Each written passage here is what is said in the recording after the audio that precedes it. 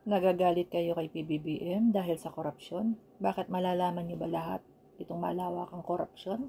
Kung di dahil kay PBBM, kung di niya sinabi sa SONA niya, na ganun kalawak ang korupsyon. Sangkot ang mga politiko. Although alam natin sa utak natin, sa isip natin, sa puso natin, alam natin na may mga korupsyon, pero hindi ganito kalawak. Sa tingin niyo ba mamumulat yung mga ibang Pilipino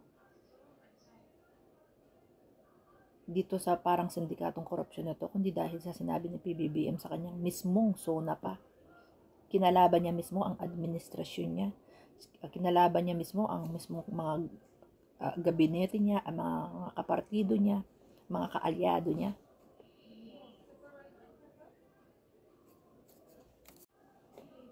Nagagalit kayo? Kasi dito sa mga korupsyon na ito, nagagalit kayo kay PBBM. Ba't di kayo magalit doon sa mismo nag-corrupt na ang sangkot mga DDS senators? Of course, siyempre may mga PBBM din. May mga dilawan-piglawan din. Diba? Pero yun yung real talk. Hindi tayo mamumulat sa ganito. Hindi tayo magagalit ng ganito kundi dahil dun sa sinabi ni PBBM sa SONA niya. Sa tingin niyo ba, sunod-sunod ang content ko na ito ang topic? Kung hindi doon sa narinig ko sa mismong SONA ni PBBM and nagpa-imbestiga pa siya, nag-start na siya magpa-imbestiga. Inutusan niya lahat ng ahensya. Tamaan na ang tatamaan. O, sasabihin niyo naman, bakit hindi niya ano yung pinsan niya? Ikaw kaya, kumprontahin mo yung pinsan mo, kaya mo? Kumprontahin mo yung iyong pamangkin, kaya mo? Yung kapatid mo, yung bayaw mo, yung hihipag mo, kaya mo? Kaya nga dinadaan niya sa tamang proseso, di ba? Lalo na yung pinsan niya, ang layo. Hindi mo nga sila magkasama sa bahay. Pareho silang professional.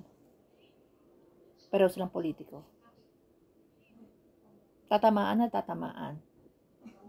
Dadaan sa tamang proseso. Mapatunayan, managot.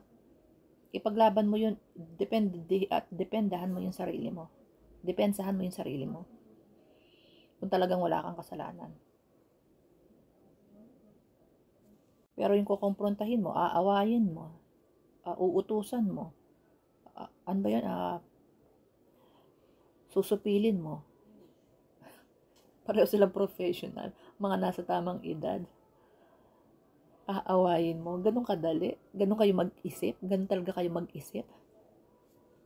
Yung ang kapatid mong pasaway, hindi mo masupil, hindi mo makompronta Yung pa kayang pinsan lang,